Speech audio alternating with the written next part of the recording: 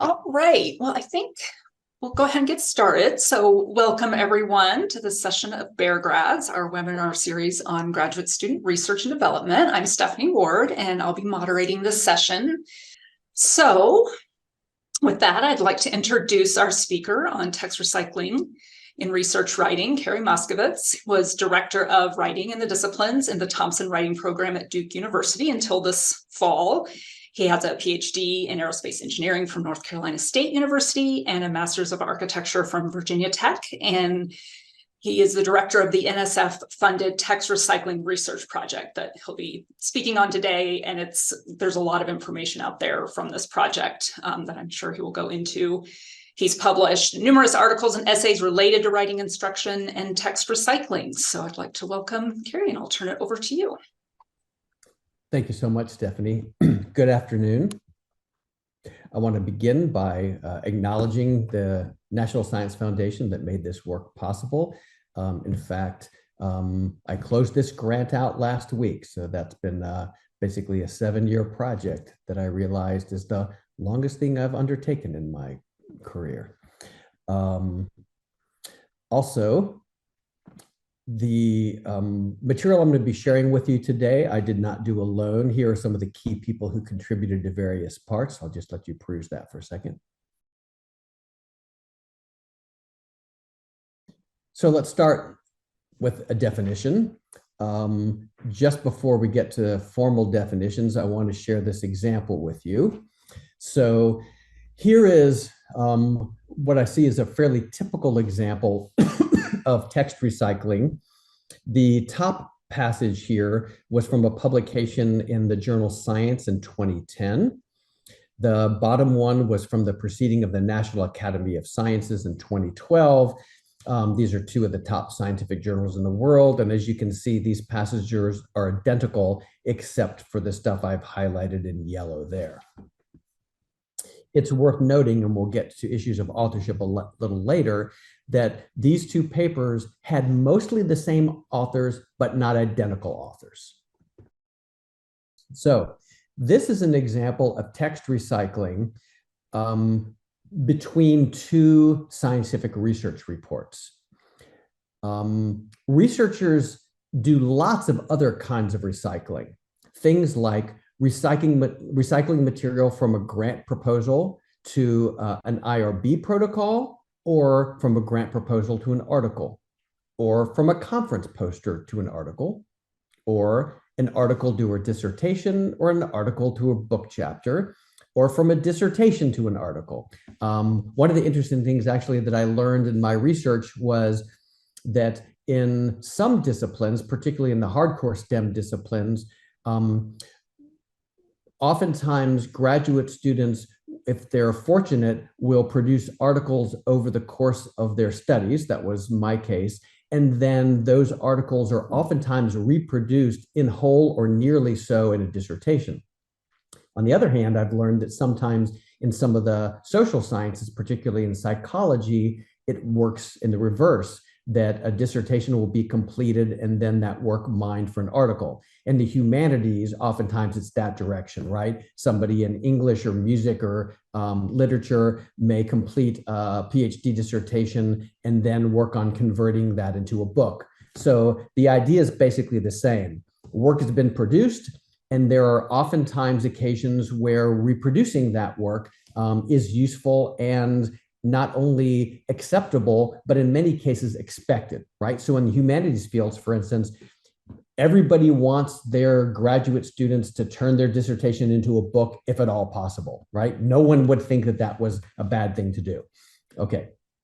The place where it gets interesting is when we start getting situations where some people within a particular area feel that some kinds of recycling are not appropriate, and we're going to spend a lot of time talking about that today. So getting back to kind of definitional things. First of all, terminology. Until about let's say 2000, late 90s, this topic was rarely even discussed. You wouldn't have found anything in it in books or guidelines on research ethics. And when it first started being discussed, it was really called self-plagiarism. I don't know who started calling it that, but that became the dominant term. Still, if you go to our government's, United States government's Office of Research Integrity and Health and Human Services, that tends to be the term that you would look for this topic under. Starting around 2013 or so, particularly with the Committee on Publication Ethics came out with their guidelines, those of us in the field have been pushing to move away from the term self-plagiarism and instead to use text recycling. The main reason for that is clearly anything with the word plagiarism is going to seem derogatory, right? Self-plagiarism sounds like something you shouldn't do. But of course, recycling your material from your dissertation into a book is something that you should do. So what happened was when people would form guidelines or policies using the term self-plagiarism, they would end up twisting themselves into linguistic knots, saying basically, you shouldn't do self-plagiarism because it's a type of plagiarism, but in these cases, self-plagiarism is okay, and it became really messy and convoluted. So we're trying to get people to use text recycling as an ethically neutral term, which may be appropriate or inappropriate or legal or illegal, depending on the specific circumstances. So this is our organization's definition of text recycling. So it's the reuse of any textual material, prose, visual materials, or equations in a new document where, first, the material in the new document is identical to that of the source or substantively equivalent in both form and content. So let me just pause here for a second. The reason for that parenthetical expression is we think the ethics and in fact, the legality are basically the same, whether you reproduce the stuff exactly or you switch some synonyms around or move some clauses around. And if our definition did not incorporate that, actually the vast majority of cases would not fall under text recycling, as we'll talk about, because it's actually very common to make changes to recycled material when it's adapted to the new conditions.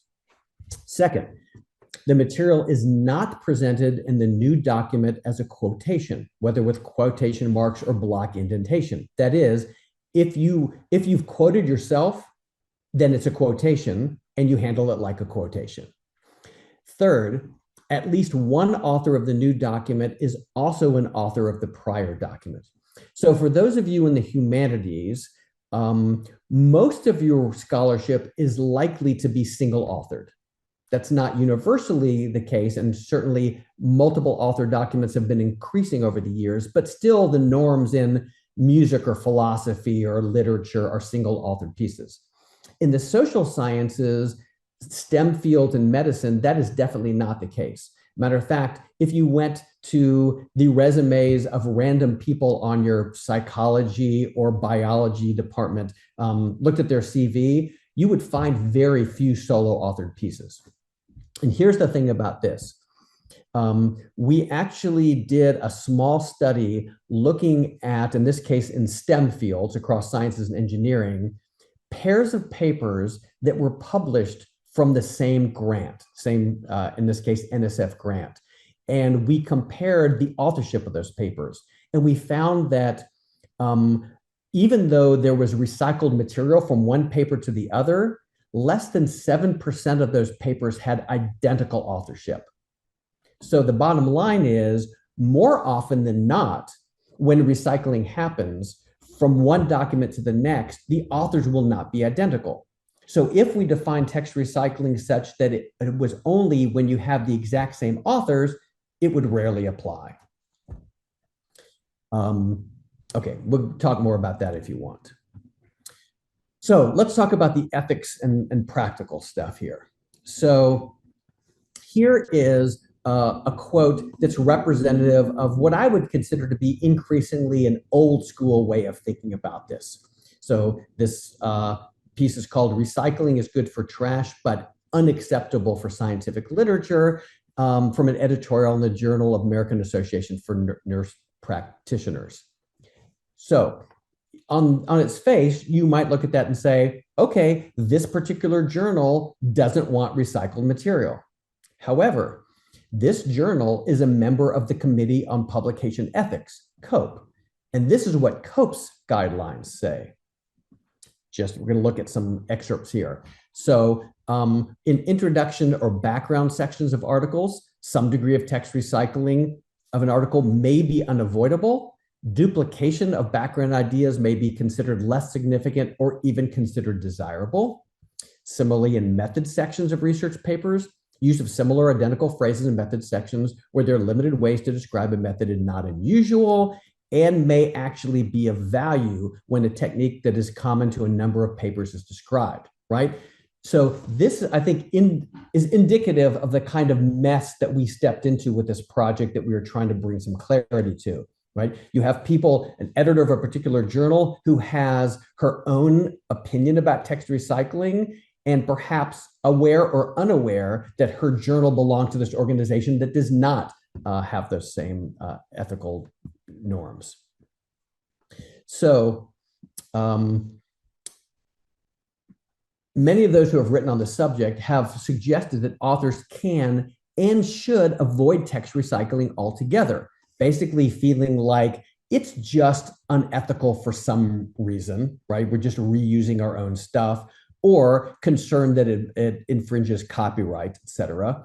And people who have, or policies who have basically said that authors should not recycle text have basically suggested one or more of three alternatives. Instead of recycling, summarize the material and refer readers to the prior work, or just put the material in quotes and treat it like anybody else's text, or reword the material so that the wording is not duplicated.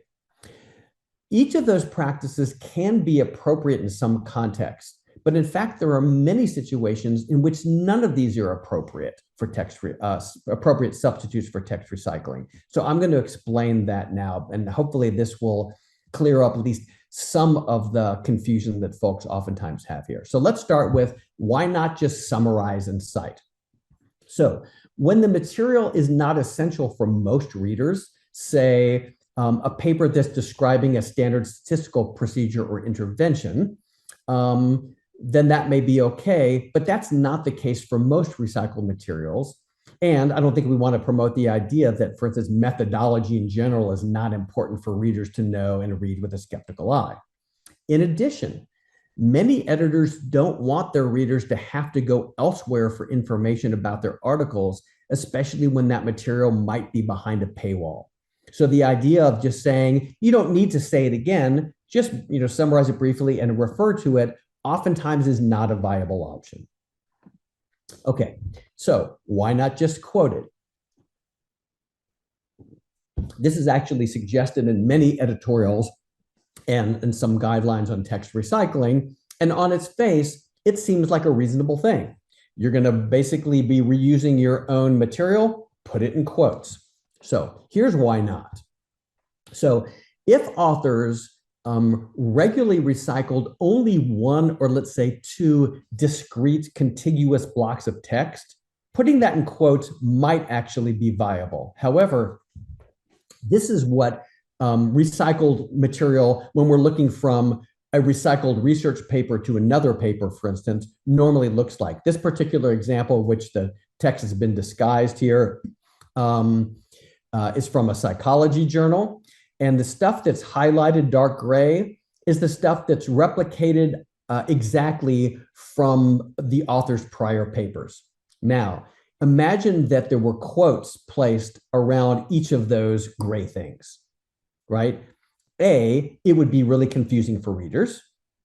B, no editor of a scientific journal is going to have 30 pairs of quotes on 2 pages of material, right? It's just too bizarre.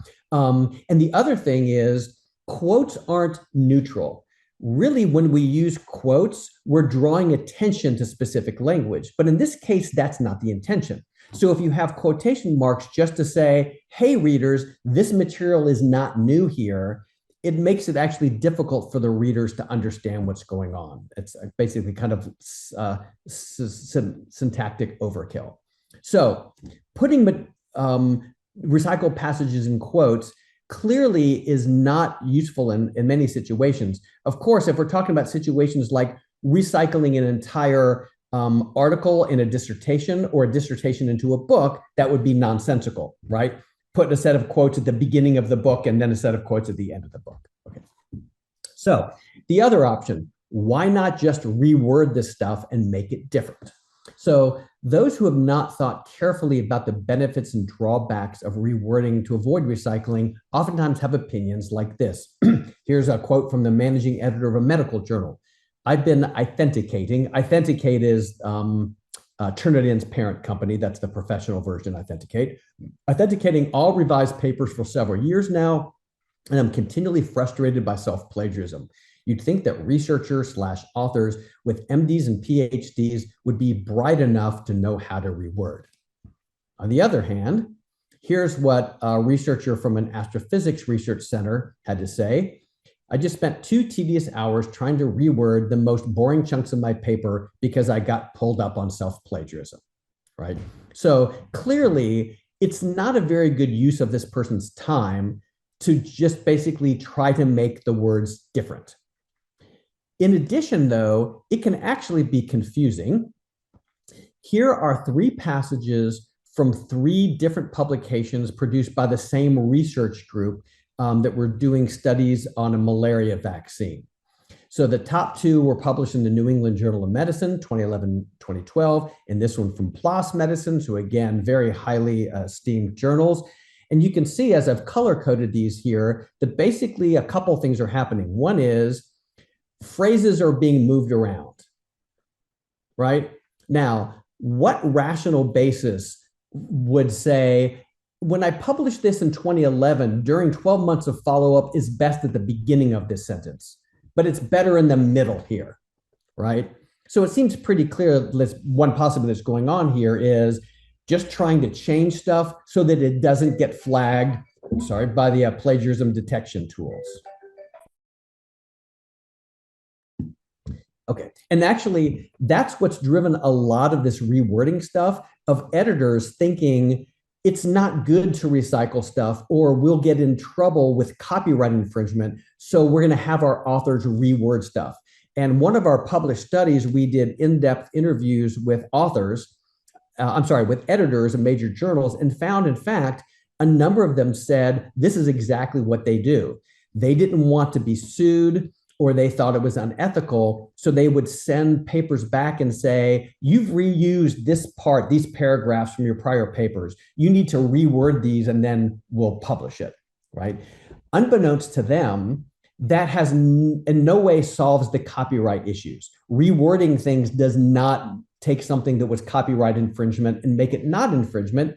Otherwise, I could take a new novel by a major publisher and substitute synonyms and rearrange words and sell it as my own. And of course I can't. Okay. The other thing is you can see that there's changes in terminology. Some places like confidence interval written out here and CI there. That's the kind of thing we see a lot of people who basically feel that they're supposed to just massage the language to change it. So clearly this is not in a reader's best interest, right? To say, I'm just going to make it look different, even though it's actually the same content. It takes time. And there's also ethical concerns. For instance, in most STEM fields, English is the dominant language. People in China and India and Africa, to get promoted to succeed, and as academics, oftentimes are required to publish in English language journals, which means it's not just a matter of them saying, let me come up with a few synonyms or rearrange clauses. They had to work hard to get that language into shape to publish the first time. The odds of them being able to do it again without making things really confusing are small and a lot of effort. All right, let's switch now to talk about terminology. So here are the 4 most common terms that are used in discussion of authors reusing their own text: text recycling, self-plagiarism, redundant publication, and duplicate publication. You'll find these terms all across the landscape in guidelines and policies related to text reuse. If we go look at them closely, though, here's what we find. So, for instance, the Council of Scientific Editors has a guideline to ethical publication and writing. And there they say plagiarism generally involves the use of materials from others, but can apply to researchers' duplication of their own previously published reports without acknowledgement. This is sometimes called self-plagiarism or duplicate publication, right? So Council of Scientific Editors uses these two terms as synonyms. If we go to COPE, the Committee on Publication Ethics, they say text recycling, also known as self-plagiarism, using these terms as synonyms, occurs when sections of the same text appear usually unattributed in more than one of author's own publications. A separate issue, not to be confused with recycling, is redundant or duplicate publication, right? So if we go to Council of Science Editors, we see duplicate publication and self-plagiarism as synonyms, but COPE draws intentional distinction between those because they're using them to mean different things. If we go to Springer Nature or Taylor Francis, two of the big for-profit publishers and scholarship, they use terms different as well, and sometimes differently in different sets of guidelines or in different publications. So we might find, for instance, one place in Springer Nature, redundant publication as an umbrella term. Within that, self-plagiarism is a term within that text recycling, or this organization for Taylor and Francis. Okay, so you can see that's quite the mess, right? In order to even know what a given policy or guidelines means, you'd have to make sure that you know exactly how that organization is defining those terms. And in fact, those organizations are not always consistent in how they define those terms. So one of the things we set out to do early in our project was try to sort out some of this terminology stuff. And we came up with a new set of terms that we created to be both aligned with the ethical and legal norms and hopefully reasonably mutually exclusive. So you can see the development and the rationale for these in this publication here, but I'm going to walk you through these terms. So developmental recycling first. That's recycling material from unpublished documents that are produced as part of the research and writing process. For instance, reusing material from a grant proposal and a conference poster, or reusing material from a conference talk or poster in a journal article. These are common things. They're almost always ethical and rarely pose legal issues. So what we call developmental recycling is the kind of recycling we expect scholars to do as part of the research and publication process. Generative recycling is recycling published material in a new work that offers a substantive and original intellectual contribution. So in this case, you've already published something, you're taking some of that material and reusing it, but you're making something that's clearly a new intellectual product. So for instance, reusing background information or description of experimental method from one's published article in a new article would be generative recycling. Adaptive publication is recycling published material along with the same primary content, but for a different readership or in a different genre or a different context. So there's been some shift that's happened, even though you're recycling mainly the same stuff. For instance, if you're reusing material from one's published journal article in a commentary piece or a blog on the same topic, right? So in those cases, you're changing genres, or translating one's own published article into another language. You're changing audiences. And then finally, duplicate publication, which is recycling published material along with the same content for the same audience and the same genre. Maybe it's disguised a little to make it look different, a different title or something, but it's basically the same stuff. So here's the way this works. If we start here and we ask, is the source material published? If not, it's developmental recycling. It's usually ethical, it's usually legal.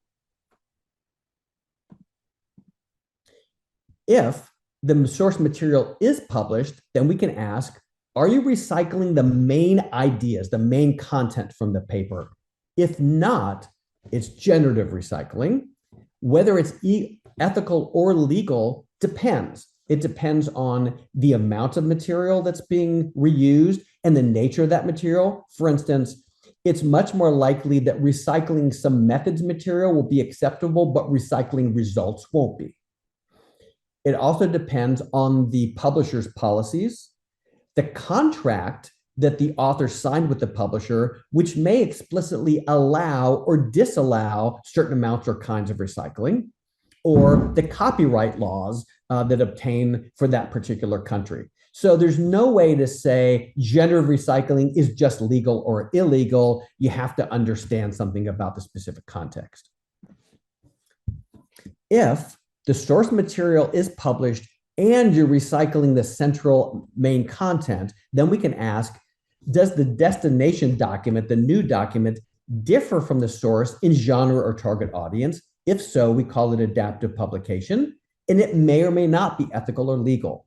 Mainly that depends on the ethical side, whether the authors have been transparent with both the editors and the readers about the fact that this is not an original document, right? So for instance, in a translation, it's important that the editors know the piece has been previously published and that the readers know it's not the original version. And for instance, any review committees for RPT or promotion know these aren't actually different publications. On the legal side, because you're reusing basically the entire piece wholesale, it would require getting permission from the copyright holder if the author didn't retain that. And as those in the library staff who are on this talk know, surely the vast majority of times that we as academics publish something, we sign over a good degree of those rights to the publisher. So even though we wrote it, it doesn't mean that we own the rights to reuse it. And then finally, duplicate publication. This is basically trying to publish the same thing again, oftentimes called double dipping. It's rarely ethical and it's rarely legal. Matter of fact, the only time in my career that I've published the same thing in two different places was a commentary piece announcing our new text recycling policy that was jointly published by the Council of Science Editors and its European counterpart. And both of those organizations were involved in that decision transparently to decide to do that. So let's talk a little bit here about legality. So first of all, copyright law. Copyright law is really complicated and oftentimes really obscure. US copyright law is different from other countries in having a provision called fair use. We actually did a legal analysis of text recycling in research papers and whether or not it would be considered a fair use. We have a white paper accessible on our website for this. To our knowledge, it's the only analysis that's ever been done with this question of, I'm a researcher, I want to use some method stuff or background stuff in another paper. Is that legal? And we clearly found that within US law, it is in fact legal as a fair use. And if you want to see the argument for that, you can read that. Now, in contemporary contexts, we have oftentimes multinational corporations or international collaborations that are involved producing papers whose laws apply when is a really complicated question. Authors cannot be expected to know this, much less understand the copyright laws of multiple countries. It's not even feasible for editors to understand how the laws of their own countries apply to text recycling and research writing, because in those countries that have what's called case law, there aren't laws that directly address text recycling in general, much less in this specific context. And in common law countries, there aren't any directly applicable prior cases. So basically, even if you decided you wanted to figure out, I'm recycling a paragraph of methods or a couple of paragraphs from our prior paper, I want to go look at the copyright laws to figure out if that's legal or not, you will not be able to do it unless you are a copyright lawyer. We'll come back to talk about what to do about that and what we're trying to do about it. Okay. The other thing, though, beyond copyright law is contract law. So when we academics get something published, we almost always sign a publishing agreement or contract. And in fact, what is in that contract that governs text recycling varies widely. We've done analysis of many, many publishers' contracts and found great discrepancies in what they allow or what they even explicitly address or what's implicitly likely to apply. And in some cases, I did an analysis with a colleague of different guidelines and policies of the American Chemical Society that's published in a chapter. You can find that on our website. And we found that even within the American Chemical Society, their contracts were oftentimes very different. And in some cases, specific journals had contracts that differed from what the parent organization said their contracts were, right? So it's a contractual mess, basically, and really hard to know what's allowed to do. Some organizations say you can recycle up to 250 words freely. Some say 500 words. Some say half of an article. Some say you can reuse as much as you want as long as it's not to another journal article. Really just a crazy range of things. So with all that in mind, here's basically what our recommendations are. First, text recycling may be ethical or unethical, desirable or undesirable, depending on the context, the nature, and the quantity of recycled material. This is probably the most important thing to take from this talk. There's no way to make a blanket statement about the acceptability of text recycling. Now, how to do it ethically.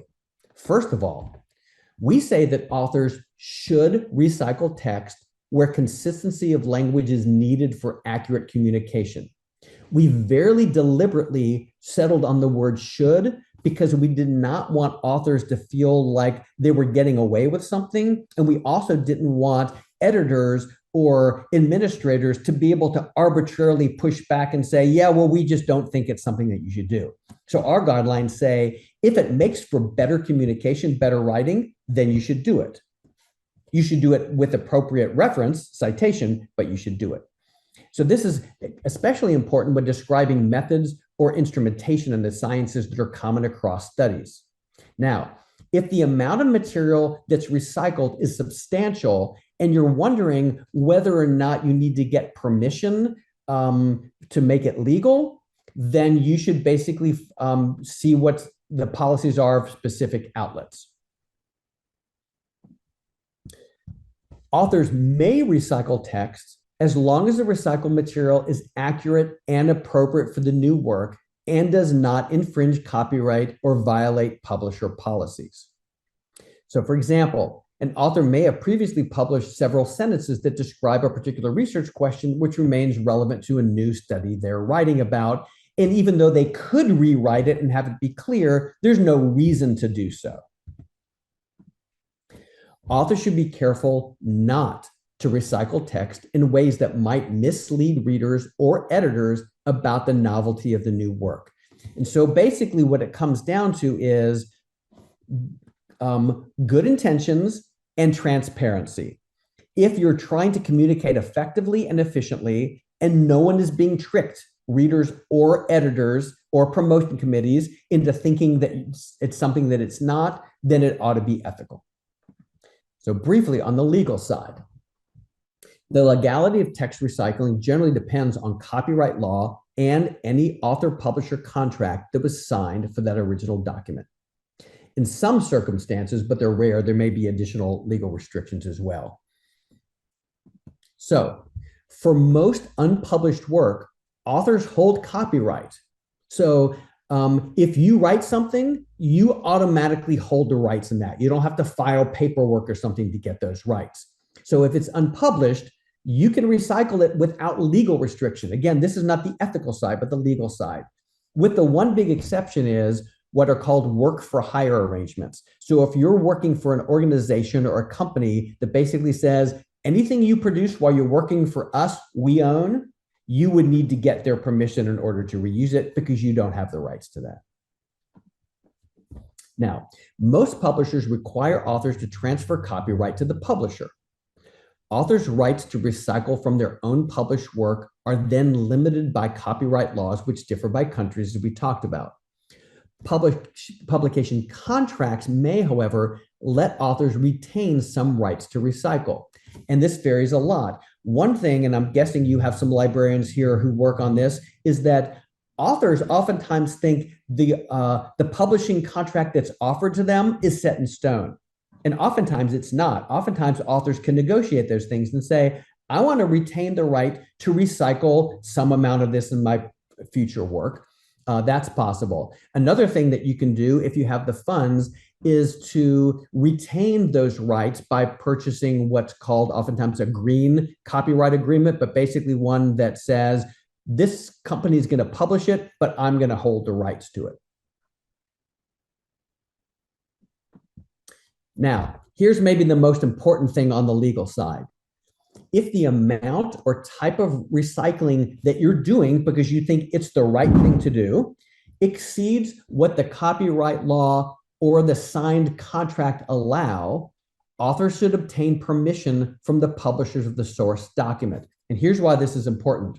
In the past, an editor might say, oh no, don't recycle that stuff because we could get in trouble. Instead, massage it, reword it, and make it look different, and then we won't get in trouble. And as I said before, that massaging does not change the legal status, but more importantly, if you were using, let's say, a photograph or a figure, you would probably get permission to do that, even though technically you may not need to. My point is, there's already a process in place that you can get permission to reuse stuff from your previous materials, just like you would for a figure or a table or a drawing. If you think, hey, it really makes sense for me to recycle these 4 paragraphs or these 2 paragraphs in this figure, and it seems to be ethical, and the editor would be okay with it, and the community would be okay with it, just go to the holder of the rights, the previous publisher, and ask them to give you permission to do it. Now, transparency. This is basically the main thing that you need to know about on the ethical side.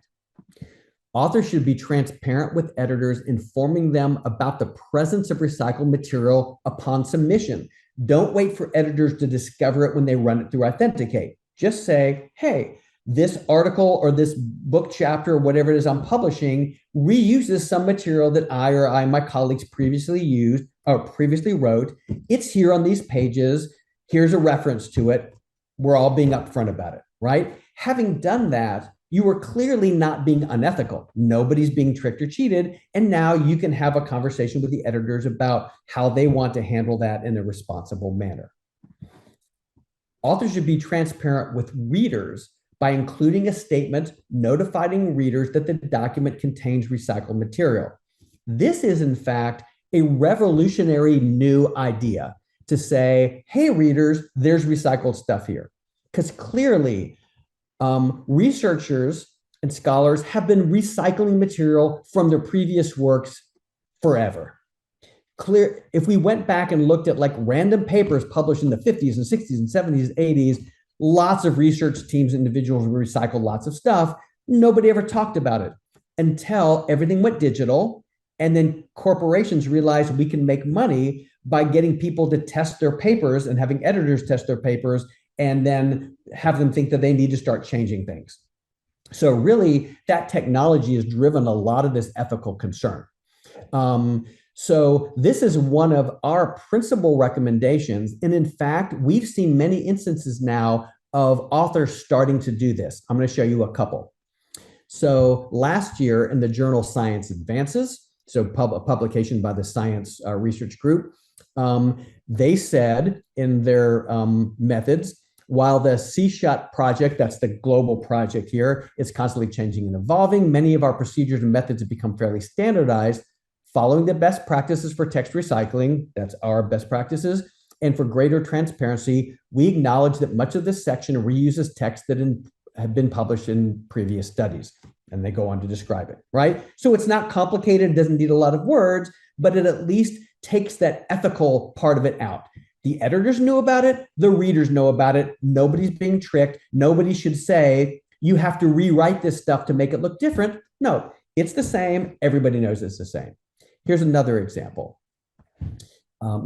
This is from an article, Testing the Big Gods Hypothesis with Global Historical Data, Review and Retake. This is in their supplementary methods. And they say, these same methods also form the basis of the broader analysis presented in a parallel target article, this one in Press in this issue. Accordingly, following the best practices for text recycling and for greater transparency, we acknowledge that much of the text in this section reuses paragraphs from previously published or that included in Church and Impressionist issue. And just one other quick example from a medical journal. This is from BMC Health Services. We previously published a study from the overall project titled Information Needs of Patients Undergoing Bariatric Surgery. In a previously published study, interviews were conducted with bariatric surgeons. The introduction of the present paper is based on the introduction of the previously published study because of overlap of methods used. For example, recruitment, we adopted the methods used in this previous study following this guidance. All right, so now there are models out for how to do this to disclose to readers that there is some recycled material. Okay. Finally, if the authors of the new work are not identical to those of the prior work, and as I talked about earlier, in the social sciences, and engineering, this is almost always the case, the corresponding of the author of the new work should obtain permissions. And you can go to our guidelines to see basically exactly what we suggest. But in a nutshell, here's what it is. If there's only 2 or 3 authors that weren't included and who were authors of the original paper, not included in this one, it's reasonable for the corresponding author to ask for their permission. So nobody's feeling like they're being abused. If there are 100 authors on the prior paper and 30 of them are different from the authors of the new paper, which is very common in large studies, it's unreasonable to ask the corresponding author to track down 30 or 40 or 100 people. So instead, due diligence, make sure that the corresponding author, if it's different, the lead author is different. Basically, try to get permission from the people who would probably the ones who did most of the writing, intellectual contribution. That's all we can reasonably ask. Okay, so all of this stuff is available to you in more detail in a number of documents that we've produced over the last 6 years. You can see that list of them here. And that takes us to 5:45. So now we're going to chat. Right. Thank you. Are there any questions? I know that's a lot of information quickly. You can probably understand why any 1 or 2 of those pieces is not enough to kind of give you an operable picture.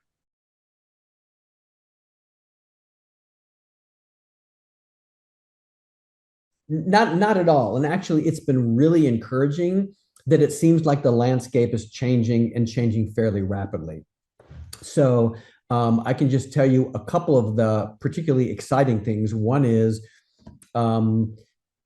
in 2022, I think it is, the editor of one of the leading journals in anesthesiology revamped with their board their policy on text recycling based on the work that we had done, and actually wrote an editorial calling us out and saying, hey, we used to think this way, now we realize we should change it, we've changed our policies. I can't remember which journal it was offhand, but a few months ago came across an editorial that said basically something like this. Our policies up to this date have said that no one should be able to recycle stuff. And now we realize that that was mistaken and we're changing those policies. Like they were that explicit about it. The biggest one is PNAS, the public Proceedings of the National Academy of Sciences, which is one of the leading international general science journals, changed its policy, basically directing now authors to follow our projects, the text recycling research projects guidelines. So that's now a formal part of theirs. There have been at least a dozen others that I know of, none others to the level of PNAS yet, but internationally in South America, in Taiwan, in Korea, increasingly recognition of this. And I think mainly what's happened is up until our project, there was no authoritative place that anybody could go for guidance. So largely editors and publishers just kind of said what we think, right? Well, this seems to be right or wrong or legal or illegal. And that basically just became the thing in their journals. And now there's a place where folks can at least go to say, well, there's an organization that's reputable that's been studying this. And in fact, one of the most important things I think for our project was that we early on formed an advisory board, and you can go to our website and see that board. But these are basically people who are the heads of COPE, Committee on Publication Ethics, Council of Science editors, people who were the or are in charge of research ethics for Springer Nature, for other MIT journals, for instance. So across the for-profit and nonprofit publishing landscape and research integrity officers. So we had a dozen people who were giving us advice, giving us feedback on our documents along the way. And so we didn't basically put any of these documents I just showed you out until we had vetted them, edited them, revised them, brought them back, and until the group thought, this is basically sound and we feel comfortable with this. So it wasn't just the group of researchers and our own opinions and on our own research, but we actually had this other group of people from across the research ethics and publishing landscape giving us that input. So we feel that even though there will never be complete agreement on something that's so complicated, that there's at least now documents that are available that have been heavily vetted by leaders in the field.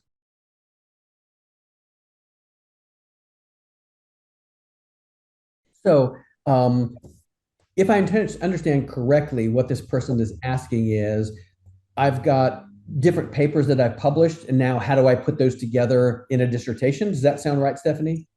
That's it, yeah. Okay.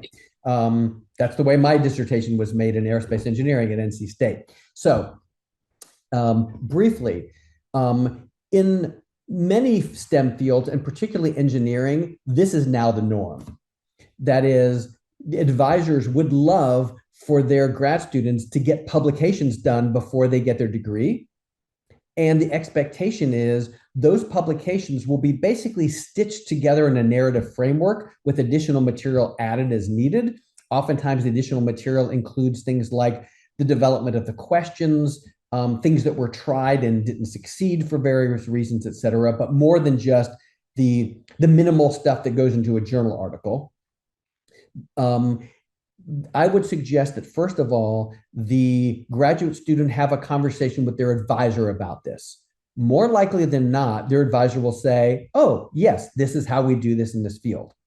If there's questions, I don't recall the structure of NC State's graduate school. It's different at Duke. We have a separate graduate school from the undergraduate programs in terms of policies, but basically make sure that there's no policy issues that need to be considered. And the advisor should know this. And if not, the chair of the department should certainly be able to give some advice. And then it comes back to transparency. Be sure that in that dissertation, in a place that's easy to find, like the bottom of the first page or an acknowledgments section or something, clearly say parts of this dissertation were replicated from these publications and give citations to those publications. That will then fulfill the ethical part. In terms of copyright law, pretty much every publisher's contracts that we looked at had a legal carve out for dissertations. If your advisor and you are concerned of whether or not there would be any copyright infringement for reusing that stuff, I would go to the editors of the journals that published it and just ask them for an official letter of permission. I would be really surprised if they wouldn't give it because it's so common.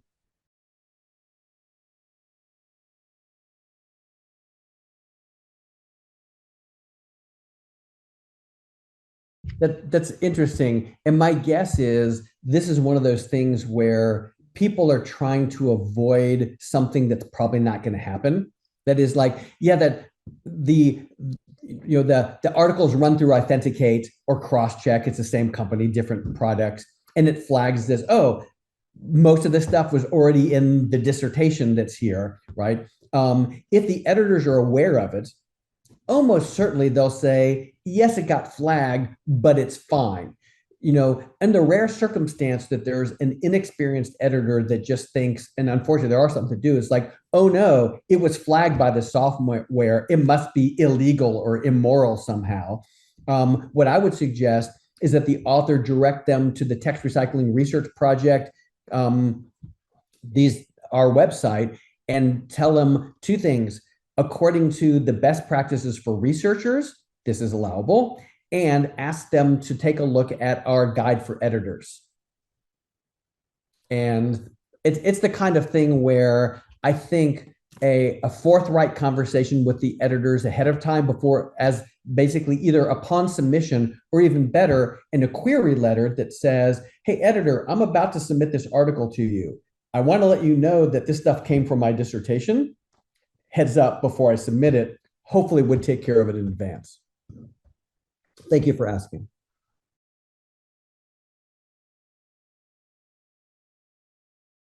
Great question. What currently is or what should be are different things. I've given enough talks, including RCR talks, to know that oftentimes grad students are not getting educated on this. And I will tell you, on behalf of those RCR folks and their mentors, it's only in the last few years that was really any place that they could have gotten information from to teach with any authority. I'm hoping increasingly these things will be picked up. And in fact, we know that many of the people who do RCR training, research compliance training for graduate students, are now including this. The NIH's Intramural Research Center now includes our guidance on and information on text recycling as a matter of course. It's going to take some time. I and my colleagues have done many talks at institutions such as yours to try to help people understand it now that folks know that there's resources available for it. So what I would suggest would be to let your institution know, particularly whoever's in charge of research compliance or research ethics, your ORI person, that these resources are now available, and encourage them to circulate them. Matter of fact, I had a series of emails with my colleagues at Duke recently, realizing this is kind of silly. We've been working on this for 6 years. This is basically now the authoritative organization for it. And my own institution does not even have information for our community about it. So over the past couple of months, we've been working on that. And now they've included in their documents and guidelines as well. So that's going to take some time, but hopefully you all will help spread that word. All right, thank you. And any other questions? We're about at time. I just want to thank everyone for attending. Thank you, Carrie, for getting us all that information. We've got our next session, Introduction to Scholarly Communication, coming up on Tuesday, October 12th at 5 p.m. I'm putting in our online tooltip for graduate students in the chat. All right. Well, thank you, Carrie. Appreciate it. My pleasure. Thanks for having me. All right. And thanks everyone for attending. Take care.